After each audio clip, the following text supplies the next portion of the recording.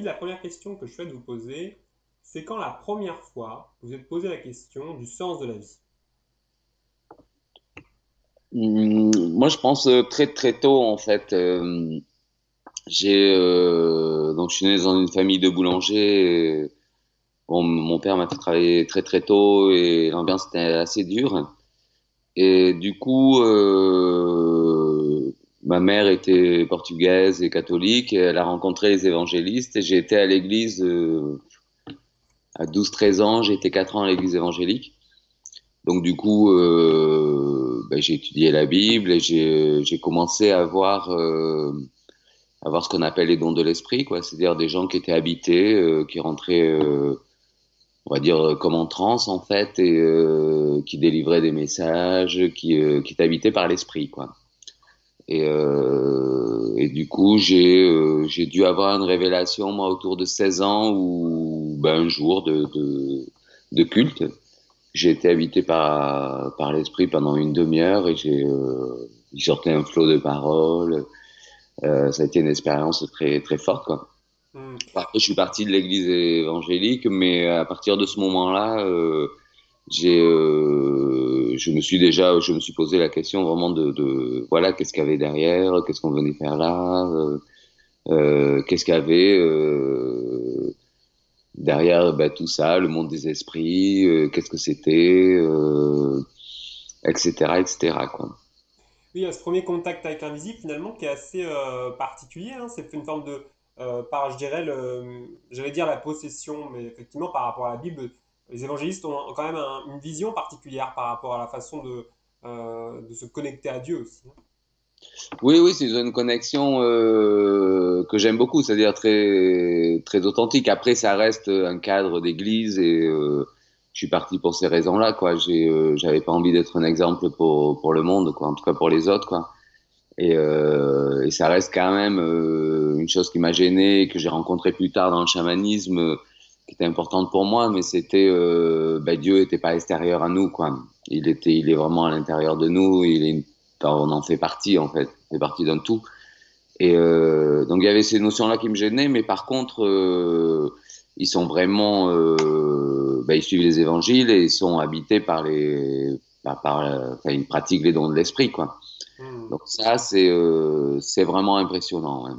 C'est très particulier, impressionnant et en même temps très beau, quoi. Oui, ça. Est-ce que c'était en France? C'était en France, oui, oui, bien sûr. D'accord. C'était en Provence, où j'habite. Il y en a un peu partout, des églises évangéliques. Et donc voilà, c'est une petite église du coin, hein. Il y a eu cette expérience effectivement à 16 ans. Quelles ont été les paroles qui ont été prononcées? Est-ce qu'elles vous ont marqué pour la suite de votre cheminement justement? J'ai aucune idée des paroles. En fait, j'étais comme habité, comme en transe en fait, et les paroles sortaient. Ce qui est vraiment resté, c'est d'être habité par une lumière très forte et ça a duré à peu près 48 heures, hein. Et là, on se sent plein, ouais. Comme si on avait été rempli par de la lumière ou par l'invisible, en fait. Et là, on se sent vraiment, on se sent riche, en fait. On a l'impression on a un potentiel, qu'on est habité, en fait. Et c'est cette sensation que j'ai gardée, qui est vraiment pour moi de l'ordre de la révélation que j'ai eu d'autres expériences après dans le chamanisme et, euh, et c'est vrai que ça a été ma première expérience. Alors souvent, la première est très, très forte et très marquante. Elle sert de point de référent. Mais voilà, ça a été de savoir qu'on pouvait, dans le présent, l'instant présent, en passant par la transe, pouvoir être habité et rempli. Voilà, ça a été quelque chose que j'ai recherché après beaucoup. Et quel a été, il y a eu ce besoin de liberté, je pense, hein, justement par rapport aux évangiles, par rapport au cadre, hein, qui a été posé par l'Église. Cette curiosité aussi, je pense, à l'âge de 16-17 ans, je pense qu'il y a eu cette curiosité aussi pour rencontrer d'autres pratiques. Et justement, quelle a été la première rencontre avec le chamanisme? Par quel chemin vous avez pu aller au contact? Oui, après, il y a eu une grande distance en fait. Moi, je suis vraiment parti de l'église évangélique parce qu'on quand on est adolescent et qu'on est comme ça dans des principes, c'est très troublant parce qu'adolescent, on est complètement dans ses dualités, ses désirs, l'éveil de son corps, la découverte, le désir de l'autre, etc. Et c'est vrai que c'est un chemin de sainteté à cet âge-là, c'est compliqué, quoi. Et du coup, moi, j'ai rencontré le chamanisme autour de 25 ans, donc j'étais déjà réalisateur. Et donc, voilà, toutes les questions autour de la religion, de Dieu, de m'intéresser. Une amie m'a parlé de livres d'un auteur qui s'appelle Carlos Castaneda, qui est vraiment l'auteur référent du chamanisme. Et du coup, je me suis mis à le lire et pendant 8 ans, je pense que il a 8 bouquins majeurs. J'en lisais un, j'allais jusqu'au huitième et je recommençais. J'ai fait ça pendant 8 ans, quoi. J'ai lu et relu et en fait, j'étais habité par la magie de ces livres, en fait.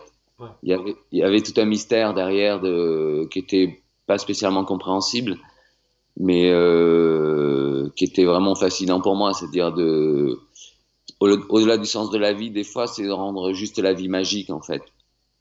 Il y avait, moi j'aime bien parler de la voix du magicien en fait. C'est-à-dire que cette réalité-là, si on y met le poids du monde, ce qui se passe, etc., ça peut être une lourdeur en fait. Il y a aussi le fait de contempler notre environnement, l'autre, etc., et d'aller chercher la magie qu'il y a derrière, quoi. Oui, puis c'est vrai qu'il y a eu ce contact aussi, je pense, avec une unité, hein, il y a une forme de contemplation dans la magie. J'ai l'impression qu'il y a à la fois cette expérience qui sont éphémères, et en même temps, ce sont des choses un petit peu de l'ordre de l'éternité, quoi. Exactement. Il n'y a pas de temps en fait, c'est suspendu. Ça reste là et c'est vrai qu'on sort complètement. En fait, j'ai vraiment, quand je parle de magie, c'est justement ça, c'est essayer de sortir du temps et de l'espace en fait. On se balade et quand on est dans le présent, ben voilà, il y a pas de passé, il y a pas de futur, on est juste concentré. Je marche sur la terre-mer et j'essaye de ressentir quoi, si j'ai mes racines en elle, si je sens sa pulsation. Je regarde les plantes, les arbres, etc. Et c'est d'être dans l'instant présent en fait. Et là, on peut s'ouvrir à la magie. Si on est dans sa tête en train de porter le poids de son passé, d'en vouloir à quelqu'un, d'avoir ses colères et ses peurs, ou si on est sur la projection de ah tiens, quel est le prochain film que je vais construire, nanana, ben je me balade et je vis pas grand chose en fait. Mm. Donc c'est vraiment voilà comment je pourrais le décrire aujourd'hui. Pour moi, la magie, elle va s'inscrire là, c'est-à-dire d'être attentif dans le présent. Les livres de Carlos Castaneda présentent un chamanisme qui est très guerrier, je dirais, qui est très quand même sur la notion de pouvoir. Ouais. Est-ce qu'il y a eu une rencontre aussi avec une diversité peut-être de pratiques chamaniques au-delà des ouvrages de Carlos Castaneda par la suite et d'autres pratiques peut-être vers tournées vers la guérison notamment? Ah, tout à fait. Après enfin, on reparlera de la notion de pouvoir parce elle est très importante aujourd'hui pour moi. C'est-à-dire que l'idée du chamanisme, en fait, c'est pas un chemin de foi, c'est vraiment un chemin d'expérience, en fait. Et quand on fait des expériences, on va se mettre en pouvoir, en fait. On va gagner du pouvoir. Donc, il faut pas il y a différentes sortes de pouvoir, en fait.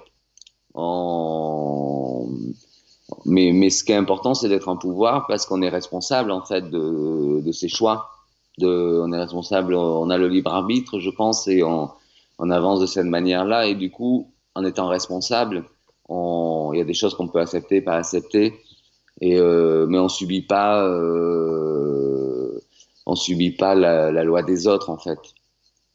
Le monde il est comme il est, mais j'ai la possibilité moi de me transformer. Et si moi je me transforme, je peux transformer le monde. Mais je le subis pas le monde. Après c'est évident qu'il y a des guerres, il y a etc. Et je peux pas y faire grand chose. Mais à mon petit niveau, je peux faire des choses si je suis en pouvoir. Si je le suis pas, ben je remets mon pouvoir aux autres, quoi. Donc il y a cette idée-là. Après, il y a des chamanismes où ils utilisent le pouvoir et souvent ils peuvent l'utiliser aussi dans le côté sombre, hein.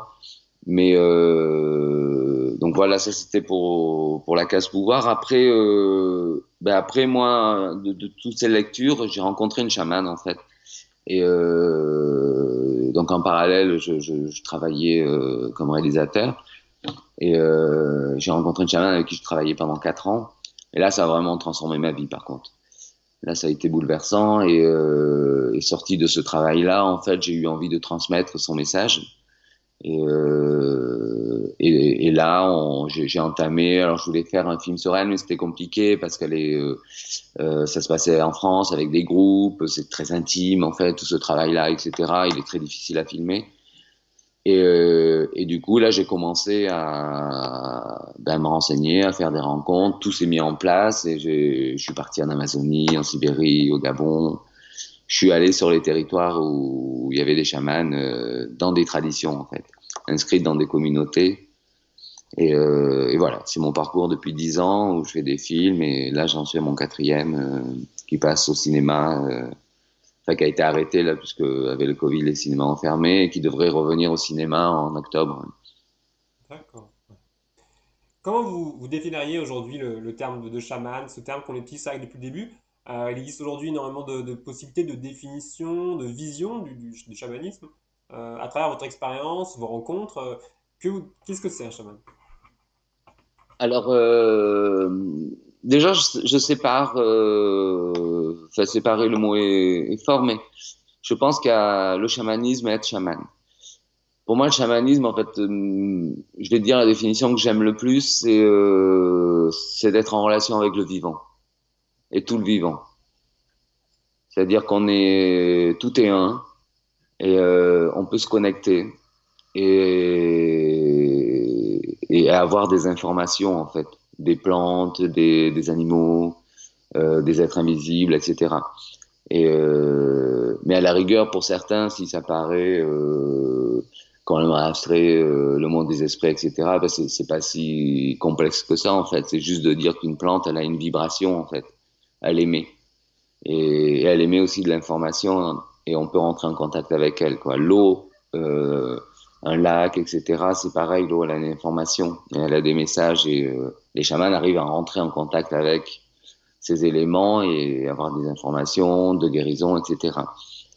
Et le chaman, après, c'est vraiment, pour moi, c'est quelqu'un qui est appelé en fait par l'invisible.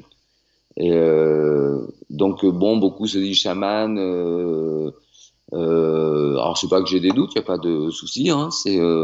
Mais pour moi, un chaman, c'est vraiment quelqu'un qui est appelé par l'esprit et par les esprits et qui va radicalement transformer sa vie pour aller sur un chemin où il va guérir les autres. Mais pour guérir les autres, il est allé voir son ombre. Donc il traverse des moments très compliqués. Alors dans le chamanisme, on le fait tous. Moi, j'ai fait ça aussi, hein, aller voir mes ombres, aller travailler sur mes peurs, sur mes colères, etc. Et mais vraiment, le chaman, c'est quelqu'un qui va se dévouer à ça, quoi. Donc c'est un long chemin et c'est assez compliqué quoi derrière quoi, hein, d'être un chaman guérisseur. Moi, tous ceux que j'ai fréquentés dans le monde entier, en soi, c'est pas un rêve quoi. Non. C'est Il y a quand même vraiment une forme de responsabilité, hein, c'est énorme, c'est énorme. Et puis il faut savoir. Déjà, on a traversé des choses compliquées quoi, parce qu'évidemment, dans ce monde-là, une maladie, c'est vraiment, c'est une ombre. Hmm. C'est dans l'énergie, c'est une ombre. C'est une colère qui s'est cristallisée ou c'est une peur qui s'est cristallisée. Et pour aller défaire ces peurs, il faut savoir les redonner à la terre, il faut savoir se protéger. Et certains arrivent avec des passifs très très lourds. Donc oui, être chaman, c'est. Mais bon, après, je pense que la question ne se pose pas. Moi, je sais que je fais mon chemin. Je veux dire, mon chemin, moi, c'est de faire des films et de les transmettre aux autres, de permettre ces rencontres-là et ces réflexions-là, et d'ouvrir des portes, on va dire. C'est ça qui est important. Moi, je sais que souvent, un chaman que j'aimais beaucoup, un amazonique très âgé, et il m'a dit, David, si je devais résumer la chose la plus importante pour chacun, c'est vraiment de s'ouvrir, quoi. Il faut s'ouvrir. Et quand il disait ça, j'entendais, il faut faire le silence en soi, se dire, je connais rien, en fait. J'ai des connaissances, je les ai appris à l'école, mais finalement, de vibrer la vie, de la ressentir, de savoir ce qui se passe, ben, je connais rien. Donc, si je m'ouvre et que j'accepte d'accueillir, là, je peux rentrer dans ce monde où je vais avoir de l'information et, euh, et je vais ouvrir mon cœur, en fait. Hmm. Oui, il y a quand même quelque chose de l'ordre de lâcher le mental, un petit peu de rentrer dans l'expérience, vraiment. Dans le chamanisme, je pense que ce qui attire énormément d'ailleurs aujourd'hui, hein, c'est la notion d'expérience dans une société où on a quand même été très loin dans la notion de connaissance mentale, hein. Hmm. Moi, je pense que de toute façon, on peut le situer là, mais j'ai pas mal étudié en fait les peuples premiers traditionnels. Et, euh, et c'est vrai que on retrouve toujours cette notion où on a deux possibilités de langage en fait. Donc on en a une qui est le mental et on en a une que je pourrais traduire par celle du cœur en fait, mais c'est pour moi le chemin chamanique en fait. Mais c'est la possibilité de, avec ses sens, ses cinq sens et son sixième, c'est de ressentir le vivant en fait. Et là évidemment, le mental n'a rien à faire dans ce monde-là. C'est-à-dire que si on veut faire des expériences, le mental est presque un handicap en fait. Donc c'est conjugué en fait ces deux langages. Et on l'a souvent oublié ce qui est vraiment très intéressant depuis 10 ans où je vais voir différents peuples traditionnels, ben, tous ces peuples vivent dans ce langage-là en fait. Ils vont parler, quand on parle au quotidien avec eux, ben, un papillon ou deux papillons qui volent, ben, ça a un sens. Tout est en relation, donc tout a du sens, donc ils observent et ils sont là posés dans le moment et ils observent la nature en fait, les gens, etc. Et le rêve va être très important. Et il y a vraiment ils pratiquent ce langage-là en fait. Quand ils font des cérémonies, c'est tout l'objet des cérémonies, c'est de quitter le mental pour entrer dans un autre langage. Alors en Afrique, par exemple, où je vais, enfin au Gabon, je vais dire, je connais pas l'Afrique, c'est énorme, mais je suis allé 5 6 ans au Gabon. Quand ils vont faire des cérémonies, ils vont, enfin, il y a tout un process, mais ils vont danser et la danse est un langage, c'est-à-dire le corps exprime. Le chant est un langage, la musique est un langage, comme la parole en fait. Mais à ce moment-là de la cérémonie, ce qui est important par le langage du corps, du chant, c'est rentrer dans la vibration, rentrer dans la transe pour arriver à ce langage du cœur, quoi. Ouais. J'ai le sentiment, c'est vrai qu'aujourd'hui on est dans vraiment une recherche, en tout cas je sens un mouvement de recherche, de développement justement de ce langage et on voit une explosion de l'art-thérapie, voilà, de tout aussi la danse, hein, la danse trance et puis d'autres danses effectivement qui se développent. Euh, Au travers de ces films, moi j'ai le sentiment aussi qu'il y a quand même une volonté justement de faire le pont un petit peu entre ce côté rationnel où on a besoin de comprendre, de voir, en même temps de vivre aussi. Et il y a beaucoup de, je pense, de personnes qui vont voir, qui ont vu ces films ou qui vont voir dans le futur ces films et qui vont être interpellés par l'expérience vécue dans le corps, hein. C'est ça qui est Mm. important aussi. Bah, tout à fait. En fait, moi, je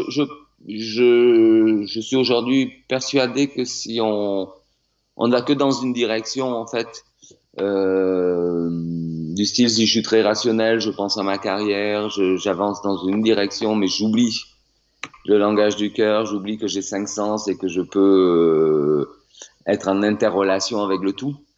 Il me manquera quelque chose, en fait.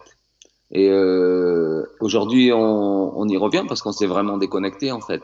Et en fait, on y revient, je pense, de manière très logique parce qu'il y a une douleur.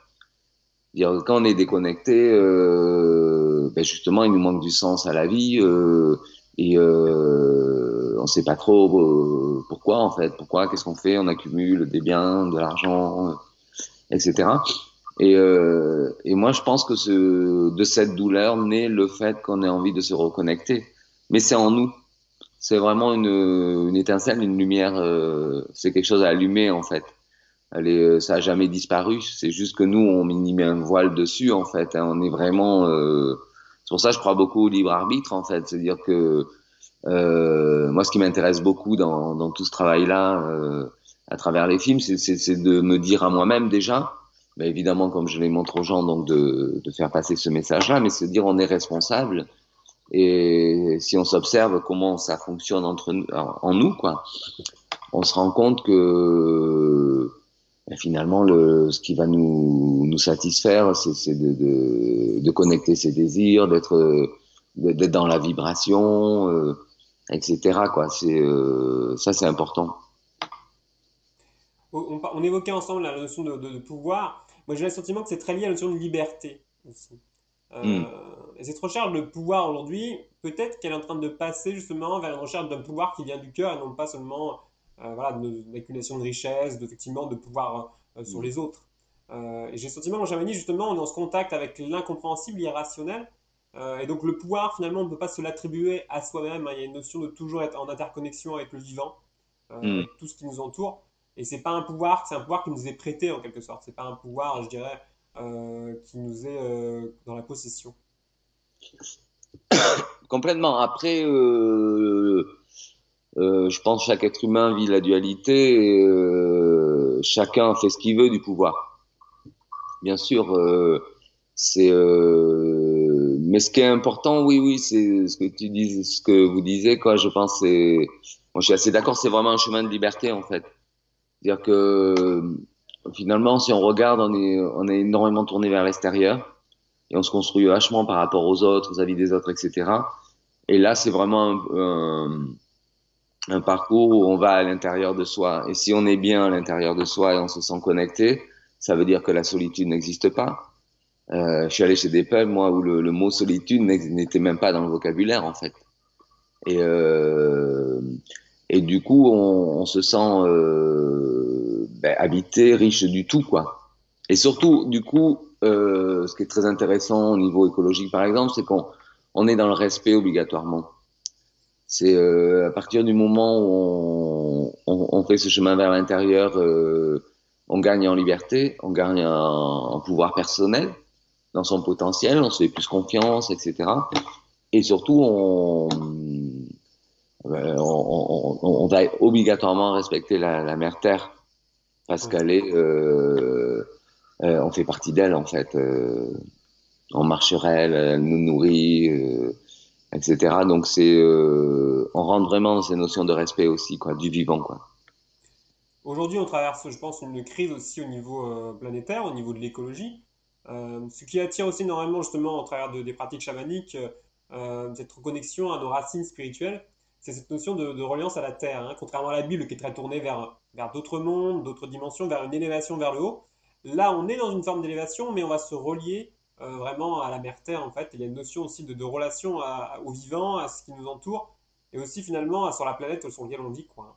Hmm. Ouais, tout à fait. Moi, j'ai vraiment ce regard-là, mais euh, comme j'ai vraiment une éducation, j'ai beaucoup lu la Bible et une éducation évangélique. Et ce que j'ai vraiment, vraiment connecté, vibré dans le chamanisme, c'est vraiment de se dire, on est un avec la terre, quoi. Hmm. Et en fait, pour moi, cette terre, c'est un corps. Avec ses points d'acupuncture en fait, avec ses points, les mines, les volcans, les montagnes, etc. Il y a des points forts, il y a des réseaux, etc. Et, euh, et voilà, on est sur un paradis quoi. Le paradis, il n'est pas à l'extérieur, on est sur un paradis. Il y a chez les Chouars, chez qui je travaillais, qu'un petit né, on lui dit bienvenue au paradis. Hmm. Et on lui dit, t'es pas plus important qu'une fourmi, t'es pas plus important qu'un serpent ou qu'une feuille, mais par contre, t'es très important parce que tout est important et c'est vraiment moi ce qui m'a pas mal changé à un moment c'est voilà de me rendre compte que on en fait ce qu'on en fait hein, parce que voilà ce que aujourd'hui comment est la terre les problèmes écologiques etc les problèmes de guerre etc ça c'est des choix qu'on a fait c'est des Ouais. choix d'hommes mais on pourrait en faire autre chose c'est vraiment on a juste à faire d'autres choix quoi et mais réellement, d'avoir parcouru pas mal le monde, pour moi, c'est un vrai paradis, quoi. C'est magnifique. C'est vrai qu'il y a vraiment ce paradoxe, et je pense qu'il y a beaucoup d'explorateurs, d'aventuriers, de poètes qui l'ont exprimé, entre cette contemplation de la nature qui est magnifique, et on regarde un arbre et on voit que c'est beau, c'est vivant, enfin il y a vraiment une connexion qui se passe. Et à côté, on regarde une route et il y a des voitures, il y a des gens qui sont stressés, c'est les vacances, il faut aller vite, tout le monde court. Et on a le sentiment qu'il y a vraiment ce paradoxe entre la société dans laquelle on vit, où il y a cette manque de connexion justement, et cette nature autour de nous qui est magnifique, qui ne manque qu'à donner en fait. Et vraiment, je pense, chez moi, c'est vrai que c'est très souvent, j'ai rencontré ce sentiment un petit peu bah, de choix, effectivement. C'est un choix d'être en séparation aussi. Mais complètement, c'est ça. On est souvent coupé, quoi, séparé. Et enfin, moi, je suis en ce moment, ben là, j'habite en Provence et bon, depuis un mois, c'est le chant des cigales et il suffit qu'on se mette un peu dans le hamac, on écoute les cigales, mais pour moi, c'est comme une cérémonie, c'est une musique de trance en fait. C'est un son très rapide, très répétitif et on ferme les yeux et on s'en va. Et en fait, quand on écoute la nature, c'est assez intéressant parce que que ce soit le chant des oiseaux ou le vent qui fait bouger les arbres, etc. Voilà, il y a une sorte de douceur, on est bercé, ça nous vide la tête aussi. Moi, je sais que les cigales, j'adore quoi en fait.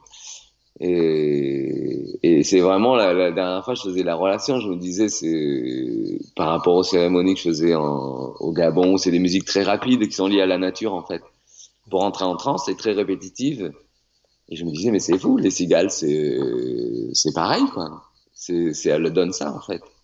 C'est leur rôle. Et bon, après, c'est une façon poétique de voir les choses, hein, Oui. mais en tout cas, non, non, c'est sûr que il faut savoir se nourrir en fait. Faut, faut bien prendre conscience. Je sais que la chamane avec qui j'ai travaillé, ce qui m'a beaucoup changé parce que en fait, moi, quand je l'ai rencontrée, je sortais de Castaneda et je me demandais quel chaman j'étais en fait. Et elle a appuyé sur un bouton d'énergie sur mon corps et j'ai pleuré pendant une semaine. Et tout ça, ça s'est écroulé. J'ai commencé à rentrer dans un vrai travail de nettoyage. Et, euh, et du coup, oui, je sais plus ce que je voulais dire, mais voilà, c'est tout ce chemin-là qui va permettre à peu près de rentrer dans une sorte d'humilité en fait et de se dire, voilà, je fais partie de ce tout-là et je suis en interrelation en fait. Tout à fait. Tu évoquais justement cette rencontre avec l'ombre qui est très présente quand même dans le chamanisme. On commence cette démarche, c'est pas très reluisant de se dire on va commencer une démarche, déjà on va chercher l'ombre quoi. Et en même temps, il y a cette démarche de responsabilité, de sincérité, d'humilité, de se dire oui, je vais rencontrer l'ombre, mais il y a quelque chose qui est au-delà en fait. Il y a quelque chose à rencontrer qui va au-delà de l'ombre pour Oui, retrouver une authenticité par rapport à ce monde. oui, mais c'est une logique toute simple en fait. Si j'ai envie de me transformer, en fait, la vie en mouvement. Donc, je pense que c'est important toujours de se poser la question si on est sur un chemin de transformation en fait. Si on ne se transforme pas, on va vite se figer quoi. Et la vie est transformation, elle est fluide parce que ça avance. Et donc, on parlait de présent. Si on veut faire des expériences, donc être dans le présent. Évidemment, si on a un poids du passé, on a des colères, on a des peurs, c'est pas possible. Donc tout travail, je pense, dans tous les domaines, mais c'est une logique implacable. C'est vraiment déjà d'aller se nettoyer, quoi. Si j'arrive avec mes colères, c'est compliqué. Et donc c'est vrai qu'en général dans le chamanisme, le premier travail, ça va être du nettoyage en fait, d'essayer de se guérir de ses blessures. Et parce que ces blessures peuvent aussi créer des maladies 20, 30 ans plus tard, quoi. Parce Oui, que dans les peuples que je vais voir, moi, c'est ça le parcours. C'est-à-dire souvent les maladies, c'est une colère qui a grandi, qui nous a un peu étouffés, qui nous a limités, qui nous a crispés. Et à un moment, le corps, il dit quelque chose, quoi. Et ils le voient comme ça, les peuples traditionnels, la maladie. Et du coup, voilà, il faut vraiment prendre conscience que le travail enfin, travail, j'aime pas ce mot, mais si on veut Cette entamer, rencontre, ouais. voilà, si on veut entamer un chemin, retrouver son authenticité, retrouver de la confiance en soi, du bien-être, etc., il va falloir faire du nettoyage. Il va falloir aller voir ses peurs. Alors on peut y aller avec douceur, hein, c'est pas chamanisme, c'est très direct et il y a eu une époque justement Castaneda, c'était Ouais. beaucoup plus violent. Après le résultat est fantastique aussi, hein, mais ça peut être très violent. Il y a des peuples qui pratiquent des passages, des rituels compliqués. Mais voilà, ils étaient prêts à le faire. C'était un contexte. Aujourd'hui, dans notre contexte de nos sociétés, je pense qu'on peut adapter tout à fait un parcours beaucoup plus doux, mais on peut pas ne pas y aller en se disant ah non non, je veux pas avoir mes peurs, mes colères. Moi, je veux juste être bien. C'est pas possible. C'est voilà, le chemin, il est là. Il y a eu cette expérience de 4 ans hein, avec cette chamane. Oui. Quels sont les outils de cette chamane? Est-ce que c'est la parole? Est-ce qu'il y avait euh, voilà, des musiques? Est-ce qu'il y avait la danse? Quels sont les outils que cette chamane a pu utiliser, expérimenter pour permettre cette rencontre, justement? Je dirais qu'il y avait à peu près tous les outils et le plus grand outil, c'était l'intuition. Elle était capable de nous faire faire des mouvements comme ça parce qu'elle recevait le message, elle nous faisait faire les mouvements et puis je pouvais avoir quelqu'un à côté de moi qui me dit mais ça fait 6 ans que je fais du tai chi, c'est un super niveau de tai chi quoi. Et elle avait jamais fait de tai chi. Elle pouvait d'un coup voir en toi, te dire voilà David, ta grande douleur et que tu restes bloqué, c'est parce que il y a un adolescent de 14 ans vers moi qui arrive pas à sortir de sa boulangerie, qui correspondait aux douleurs avec mon père, etc. Et à 14 ans, il se passait un événement. Et elle m'a dit, il faut le guérir, et elle pouvait visualiser exactement où j'habitais, le parcours que j'allais faire pour quitter. Elle voyait ma chambre, les escaliers, le fournil, elle voyait tout, quoi. Ouais. Et donc c'était vraiment l'intuition. C'est une grande confiance, en fait. Elle était capable de se mettre dans le présent et d'être habitée. Et là, c'était comme un canal, en fait. Et c'est ça qui est beau, en fait. C'est souvent les chamans, c'est juste des canals, en fait, des canaux. Ils se laissent traverser. C'est à travers eux que, tu vois, quand j'étais en Sibérie aussi, je suis allé voir une grande chamane qui est une grande guérisseuse et la plupart du temps, elle rentrait en transe, elle était habitée par une entité, un esprit. Elle changeait de voix, etc. Elle pratiquait des guérisons extraordinaires, hein.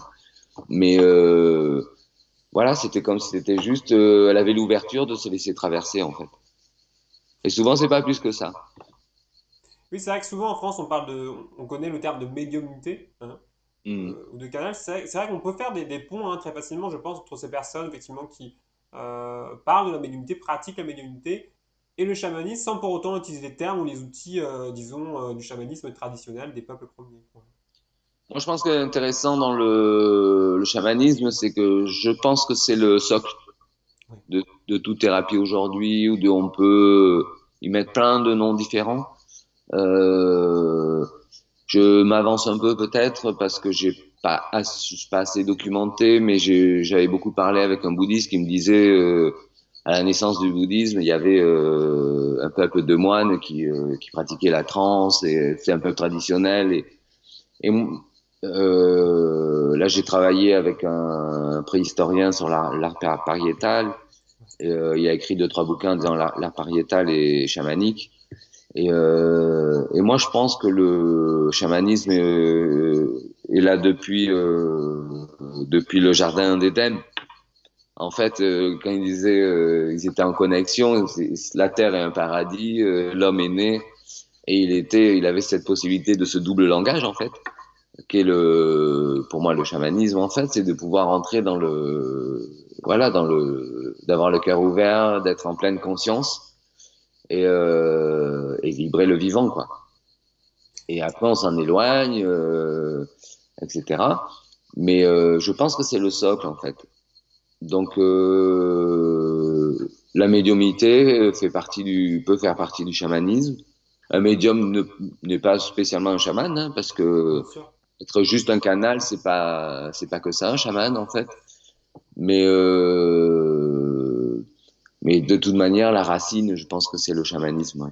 Oui, c'est intéressant parce que c'est vrai, quand on s'intéresse au chamanisme, très vite on se rend compte qu'il y a des ponts à faire avec toute la naissance des religions, l'histoire des religions. Et là, il y a un domaine d'exploration assez intéressant, hein. Quand on parle dans l'hindouisme des 8 rishis, c'est les 8 voyants qui vont écrire les textes, codifier en quelque sorte le sacré. C'est vrai qu'on se rend compte, il y a comme un langage universel commun qui prend des facettes et des images différentes selon les cultures, selon les contextes culturels, contextes aussi géographiques. Mais il y a un fond commun, un socle, hein, vraiment, qui est celui d'être euh, canal, d'être réceptif à une forme d'évolution de connaissance, voilà, de connaissance avec un grand C. Mm. Tout à fait. Et après, ça a énormément de sens, en fait. C'est-à-dire que derrière tout ça, on pourrait se poser la question de comment on définit la réalité, en fait. C'est-à-dire que notre réalité, où on ne sait pas d'où on vient, on ne sait pas ce qu'on fait, on ne sait pas où on va, elle est quand même très limitée, quoi. Souvent un monde d'objets, bon, on écoute un peu nos émotions, mais on se limite beaucoup, en fait. Et c'est vrai que moi, de mon parcours, d'avoir rencontré tant de chamans, ils savent tous d'où ils viennent, qu'est-ce qu'ils font là et où ils vont après, quoi. Ouais, ouais. Donc, donc, euh, donc, du coup, finalement, si est-ce que notre réalité là, finalement, on n'était pas en train de regarder juste nos pieds et de pas regarder le monde, en fait. Et si on s'ouvrait, moi, je pense que c'est voilà. Après, on est sur des termes chamaniques, etc. Moi, je dirais presque que ce qui est intéressant, c'est de aujourd'hui relever la tête, de regarder autour et de se dire, ben, j'ai envie d'être en expansion, d'être en conscience, de pas être juste limité, puis vivre finalement la plupart de ma vie, je suis dans l'inconscient en fait. Si on est habité d'inconscient, hein. Et donc c'est ramener à la conscience euh, tous ces éléments-là, mais c'est essayer d'aller voir plus haut et plus loin, quoi. Hmm. C'est donc du coup souvent, je sais que beaucoup le disent, mais c'est vrai que c'est assez intéressant. C'est vraiment de dire en fait, tout est question de perception en fait. Chez ce que je vais voir dans la vie, le problème que je vais voir, le problème avec, je sais pas, par exemple moi, mon père, ben, si je prenais un angle différent.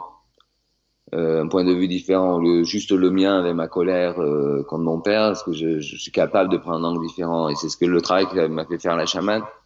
Je vais aller le regarder d'un autre angle, puis d'un autre, et petit à petit, ma colère, ben, elle s'est dissipée. Je me suis guéri de cette colère-là. Mais c'est évident qu'après, à partir du moment où je suis capable d'aller voir du côté de mon père et peut-être de son enfance et de ses douleurs, je me dis après, tu fais ce que tu peux donner que ce que tu as en fait.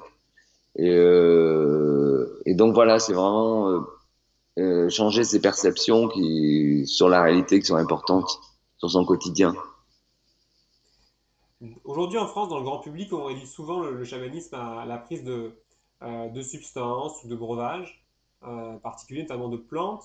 De toi, de ton expérience à travers le monde, justement, est-ce que cette réputation, l'utilisation notamment voilà, de plantes, de psychotropes, est-ce qu'elle est réelle ou finalement c'est vraiment très réducteur par rapport aux pratiques chamaniques à travers le monde?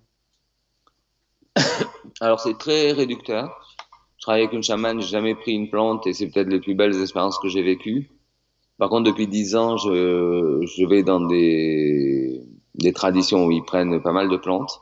J'ai trouvé que c'était un hasard parce que de ce que j'ai entendu de Michael Harner ou de grands spécialistes, en fait, c'est que 80-90% des chamanismes pratiqués dans le monde ne prennent aucune plante. Et moi, il s'est trouvé que la vie m'a amené sur des territoires où ils prenaient les plantes. Donc j'en ai pris beaucoup. Et en fait, je suis assez content d'en avoir pris aussi parce qu'on est tellement bouché que pour s'ouvrir un peu, pour défaire un peu ce qu'on croit de la réalité, de notre histoire, etc. bah, c'est pas facile. Moi, pour taire le mental, et je sais que ça m'a quand même énormément aidé. Et puis surtout, ça, voilà, c'est un énorme véhicule en fait, les plantes. À savoir que les peuples qui le pratiquent, donc c'est inscrit vraiment dans des traditions. Hein. Je pense à l'Amazonie avec l'ayahuasca par exemple, au Gabon avec l'iboga. C'est inscrit dans ces pays-là. C'est vraiment une tradition, c'est des racines. Ils ont eu enfin, passons l'histoire de comment ils ont rencontré ces plantes, parce que en Amazonie, parmi des millions de plantes, associer deux plantes pour avoir cet effet-là, c'était quand même. Mais voilà, c'est vraiment inscrit dans des cultures.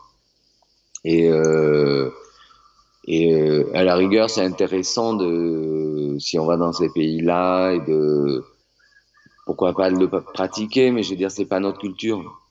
Et, euh, Et du coup, voilà. Évidemment, je vais pas dire il faut pas faire ces expériences-là, etc. Mais il faut pas. C'est des véhicules et ils le vivent comme ça en fait. Eux, ils le prennent comme un véhicule en fait pour aller faire des soins, des guérisons, aller rentrer en connexion. Ça permet d'aller plus vite, plus loin. Mais c'est pas du tout un aboutissement quoi. Oui, Tu c'est peux. ça. C'est un outil hein, parmi d'autres, mais qui n'est pas non plus en soi une réussite, je veux dire, du chemin, quoi. Hein. Oui, elle est surtout pas indispensable.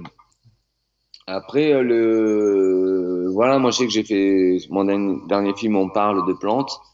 Et jusqu'à présent, même si j'étais dans ces cultures-là, j'en parlais jamais dans mes films. Je parlais de guérison, je parlais un petit peu de méthodes, d'outils, etc. Ou d'expériences de personnes. Mais et là, dans le dernier, j'en parle parce que voilà, je pense qu'aussi je pense que ça fait du bien quand on est un peu bouché voilà, quelqu'un qui va être très rationnel et lui dire mais attends, tes intuitions, tes rêves, tout ça peuvent te parler, tout ça, il y a des messages dans tes peurs, si tu vas les voir, il y a de l'information en fait. Quand tout va bien, on est bien quoi. Mais quand on commence à avoir peur, on se rend compte que quand on va aller voir la peur, on va extraire de l'information qui va nous aider à avancer. Et en fait, ces plantes de pouvoir, le premier chemin qu'elles nous font faire, c'est ça. On va d'abord voir souvent ce qui se passe pas bien. Elles vont là où on a mal, en fait. C'est d'abord des plantes guérisseuses. On parle souvent de plantes hallucinogènes, etc. Alors oui, elles peuvent avoir ces effets-là. Mais moi, j'ai commencé en Amazonie. Les 3 premières expériences, c'était super dur, quoi. Ouais. Je suis allé connecter que mes peurs, quoi. J'ai pas eu de vision, quoi. Hein. J'ai juste vu ma misère intérieure. En fait, en tout cas, ce que je croyais de ma misère, ou finalement, ce que je pensais de moi. Et c'était pas génial. Et quand elle te montre ça, la plante, ouais, ouf, oh là là. Et du coup, voilà, mais voilà, c'est associé à des cultures. Et c'est très bien que ça reste là. Mais c'est juste des véhicules et on peut faire le chemin sans, c'est sûr. Ouais. Il y a eu, là c'est le quatrième film qui sort. Je suppose qu'il y a eu toute une évolution entre chaque film, hein, des rencontres. Est-ce que tu pensais déjà au premier film faire d'autres films sur le chamanisme, parler, continuer à en parler, quoi. Bah, je pourrais vraiment, ouais. Je pourrais après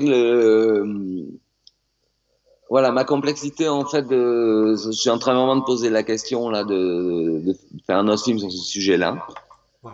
Il y a énormément de peuples traditionnels. Là, j'ai fait un repérage il y a pas longtemps chez les Huichol au Mexique et au Ararica. Et donc ça m'intéresse énormément. C'est vraiment des magiciens et puis il y a énormément de sujets à aborder. Après, moi, ce qui m'intéresse, c'est vraiment de populariser. Et j'ai pas envie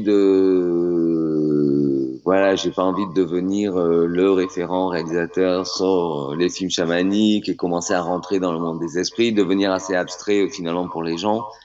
Et moi, ce qui m'intéresse, c'est de dire mais qu'est-ce qu'on voilà, on en est là aujourd'hui.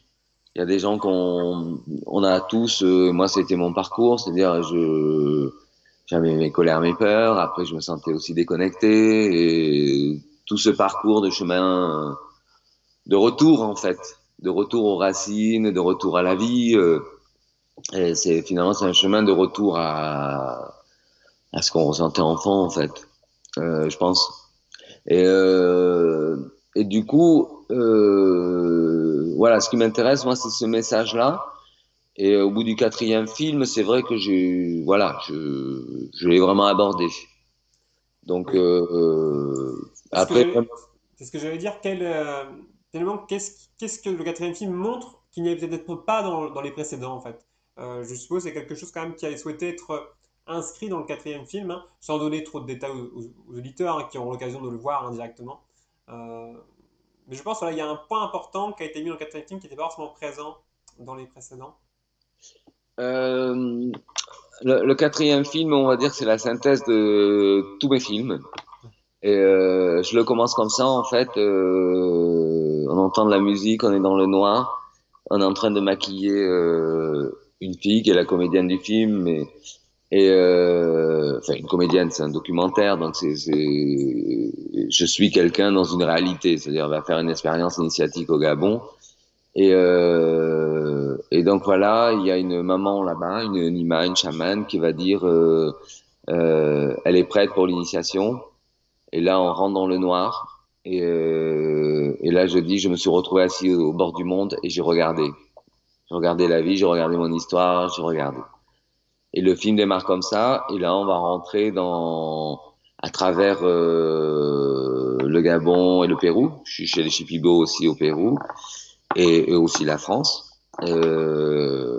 On va rentrer dans finalement qu'est-ce que c'est notre histoire, qu'est-ce que c'est le chamanisme, comment il est, qu'est-ce qu'il pourrait nous apporter, euh, euh, qu'est-ce qui fait peut-être qu'il y a des choses qui fonctionnent pas en nous. Donc je suis allé voir aux États-Unis une des plus grandes spécialistes du chamanisme qui est Sandra Ingerman. Et j'ai aussi une grand-mère aztèque, donc mexicaine.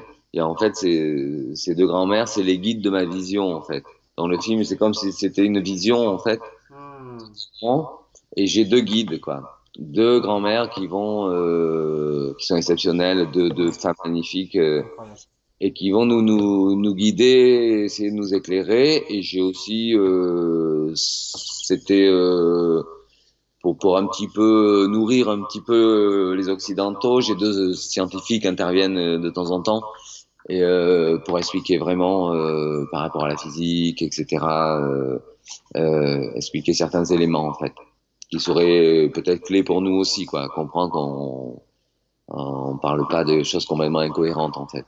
Oui, oui, j'ai le sentiment aussi qu'il y a une réconciliation au travers de ces films. Je le ressens vraiment comme ça aussi avec l'histoire, notre histoire en fait, en tant que Français, en tant que tous ces peuples qui ont été très colonisateurs, hein, qui sont allés énormément réduire en esclavage ou réduire en tout cas en servitude d'autres peuples et qui ont imposé une certaine culture, une certaine vision du monde aussi, une certaine parfois religion.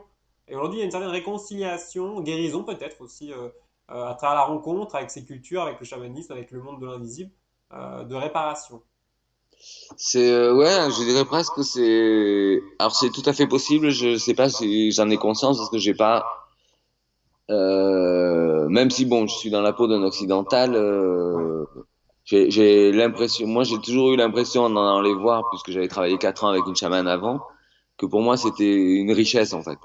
J'allais vraiment découvrir une richesse et une autre façon de penser le monde déjà. Donc j'y suis jamais allé en me disant j'ai quelque chose à leur apporter finalement. Ouais, C'est eux qui avaient quelque chose à m'apporter. Et en exactement. fait, c'est peut-être l'ironie de l'histoire aussi, c'est-à-dire que nous, on a développé quand même une pensée unique, c'est un grand mot parce que c'est quand même très dur de dire ça, mais on uniformise énormément les choses et aujourd'hui, ben, on est un peu en crise. Et eux, pour moi, détiennent vraiment détiennent des vérités, un mode de vie, un mode de pensée qui pourrait vraiment nous aider aujourd'hui. Donc oui, c'est vraiment voilà, c'est une histoire qui tourne. Oui, c'est très frappant de voir justement hein, par rapport aux solutions d'aujourd'hui. On a une forme aujourd'hui, bon, je pense que tout le monde en conviendra, ça fait des années qu'on parle d'une forme d'impasse, quoi, hein, au niveau de mode de vie, au niveau philosophique, au niveau, on le voit d'ailleurs au travers des ouvrages, à travers de la littérature, qu'il y a une forme de, on tourne en rond en quelque sorte, hein, sans de même, et ça se voit à tous les niveaux de la société française.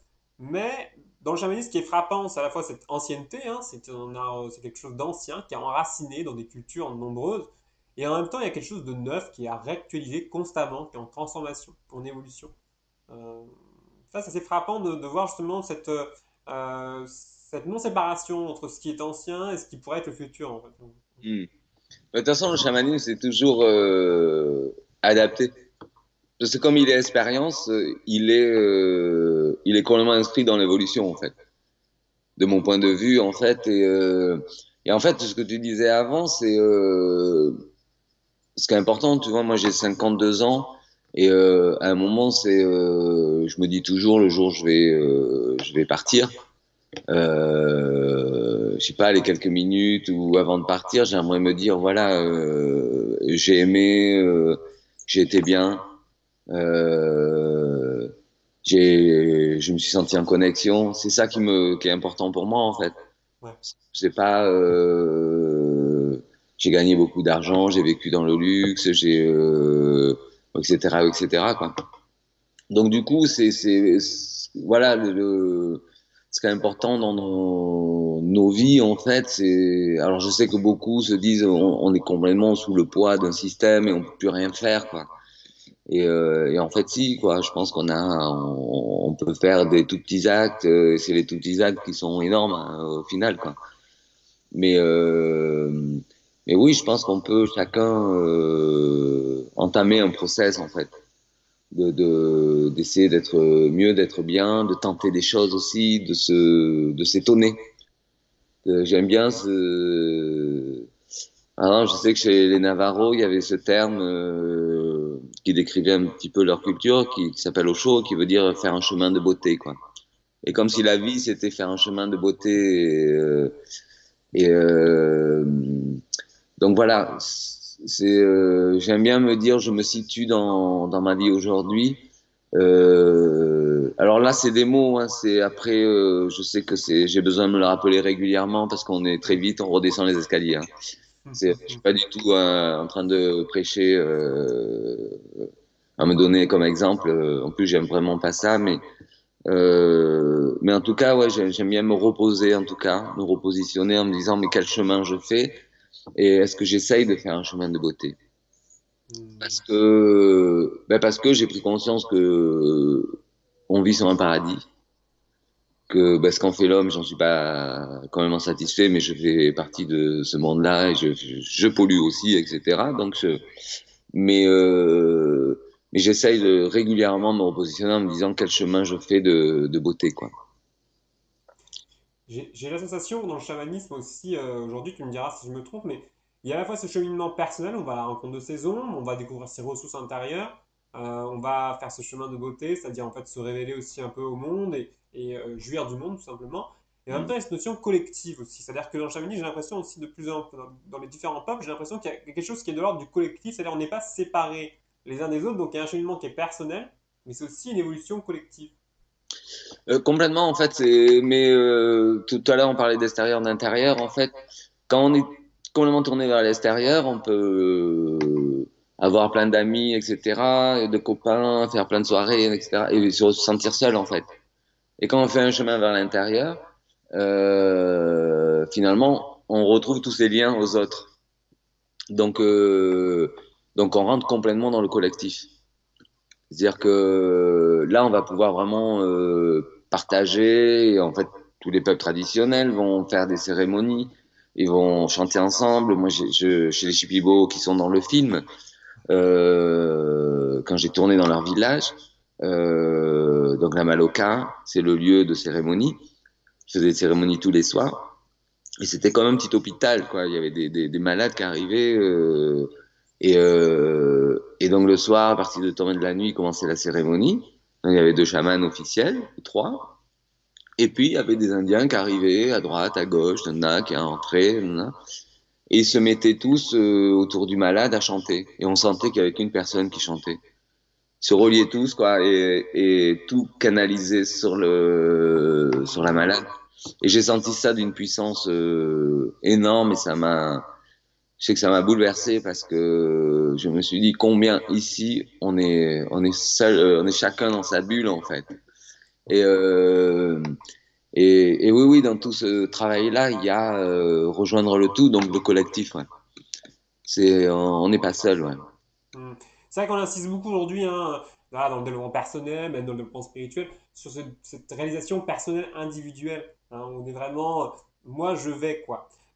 Tandis que j'ai la sensation que c'est pas quelque chose de, moi je sens quelque chose qui n'est pas de l'ordre de la vérité, c'est-à-dire que j'ai la sensation vraiment quand je me connecte, hein, à ce concept, cette énergie, qu'il y a quelque chose de l'ordre de s'accomplir aussi au niveau bah, collectif, se rassembler, s'unir, communier, quoi. Complètement. Moi, je crois que c'est ça le qu'il faut bien avoir en tête quand on fait ce parcours. C'est se dire, je vais à l'intérieur de moi, et c'est vrai que ben, je vais rencontrer mes nœuds, quoi, mes peurs, mes colères, etc. Je vais devoir nettoyer, etc. Et l'idée, c'est de traverser tout ça et de traverser son ego et de rejoindre son âme, en fait. Et son âme, elle est connectée au tout, quoi. Hmm. Donc c'est vraiment, pour moi, c'est vraiment très important cette notion, c'est-à-dire que on va rentrer dans une notion de partage collective, quoi, de rencontre de l'autre, parce que dans l'autre il y a moi, quoi. C'est qu'un jeu de miroir en fait.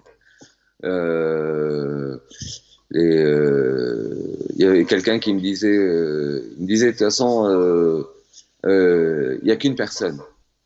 Chaque fois que tu vois quelqu'un, c'est un duplicata de toi-même, quoi, avec un autre corps, notre visage et notre histoire, mais c'est la même chose.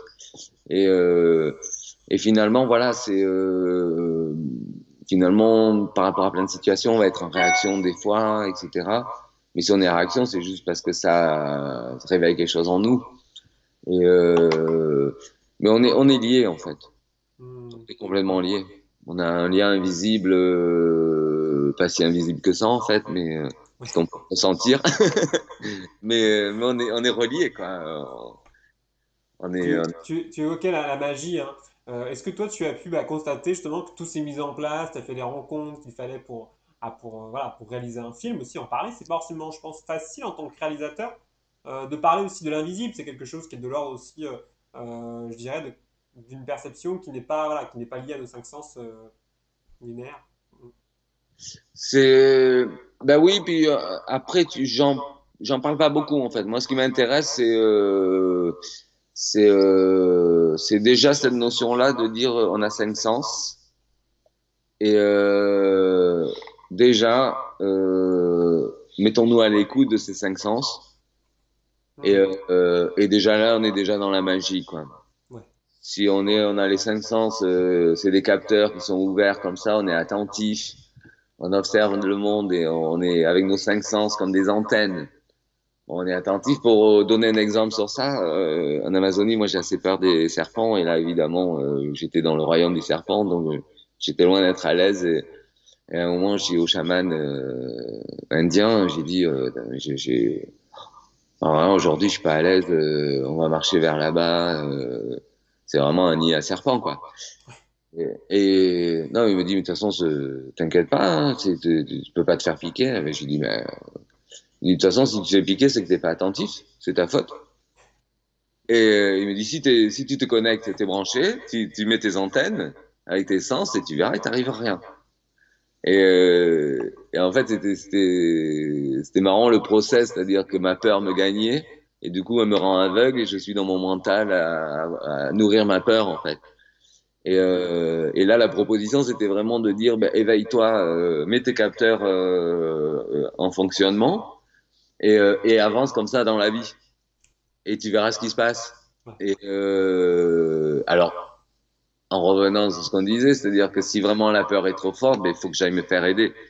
Parce que je ne pourrais pas la transcender.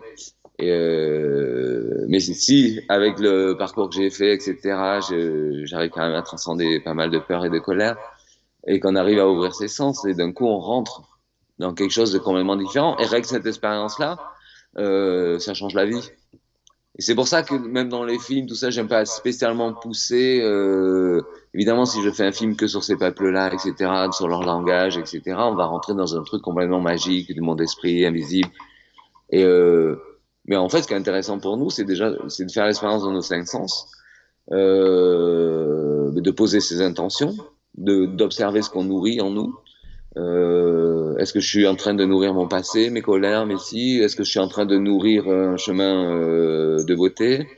Est-ce que je suis en train de nourrir mes plaintes ou etc. Donc déjà, d'essayer de se repositionner, de se reconnecter, et après ça va tout seul en fait. Hmm. Je sais même pas, en parler trop, ça serait mettre, comment on dit, mettre la charrue avant les bœufs, non? C'est donc, Exactement. Ouais, je voilà, pense que faut laisser place après à l'expérience, hein, effectivement, expérimenter déjà nos cinq sens, notre corps physique aussi, je pense que c'est important. tout à fait. Le corps, c'est le temple. Je te remercie beaucoup, David. Il y a une dernière question que je souhaite te poser. Quels sont justement tes projets, hein, par rapport à ce film qui va sortir? Déjà, je pense que c'est un gros projet qui s'est terminé. Tu vas parler de tes réflexions sur le futur par rapport au chamanisme. Et que toi, personnellement, tu as d'autres projets que tu souhaites mettre en œuvre dans les temps futurs. Alors on en a pas mal parlé en fait. Il y avait vraiment, évidemment, moi c'est une histoire d'amour de tourner avec les chamans. Parce que c'est quand même des gens d'une richesse incroyable. Et voilà, c'est demain, je serai tout de suite prêt à reprendre ma caméra et aller travailler avec un chaman et rester avec lui et partager ces moments-là et cette aventure-là de faire un film, le partager aux autres, quoi. Et en même temps, je me pose la question, est-ce qu'aujourd'hui j'ai pas encore je le demande à l'univers, mais j'ai pas encore le message. Est-ce que je vais refaire un film sur le chamanisme? Ce qui était important pour moi, c'était que ce film sortait au cinéma et je partais à peu près sur une tournée sur un an qui me prenait quand même beaucoup de temps à la rencontre du public et aller défendre ce film, essayer de me... Souvent, j'aurais été entouré, enfin, normalement, c'est ce qui va se dérouler à partir de octobre, hein. On va reprendre ce qui Ouais. était prévu. Donc là, je vais pas mal tourner avec des chamans sur scène, avec des musiciens gabonais. Et donc c'était vraiment dans ce partage-là, cette aventure-là, pour moi, elle était importante.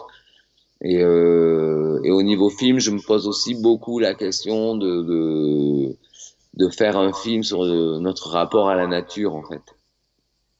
C'est, il y a vraiment, tu vois, j'habite en Provence, dans un lieu résidentiel, et des fois, comme ça, si je fais une photographie un peu aérienne des paysages, je vois beaucoup de gens, ils se sont enfermés dans des barrières, ils ont rasé tout, ils ont fait leur construction, et ils replantent des arbres tout alignés, et en fait, ma réflexion, elle est vraiment finalement, dans ce paradis-là, on a peur du sauvage, en fait. Mais du sauvage en nous, de nos instincts, de nos pulsions. Et ce rapport-là, il m'intéresse beaucoup. Donc, je suis en train d'avoir une réflexion, mais pour l'instant, elle est thématique et il me faut rencontrer les acteurs pour déclencher quelque chose, quoi. Mais je te souhaite tout le succès pour ce futur projet. Je serai le premier à suivre l'actualité et puis à regarder éventuellement les futures rencontres. Je pense que ça va être passionnant. Merci beaucoup. Mais merci à toi, vraiment, c'était un grand plaisir. Merci.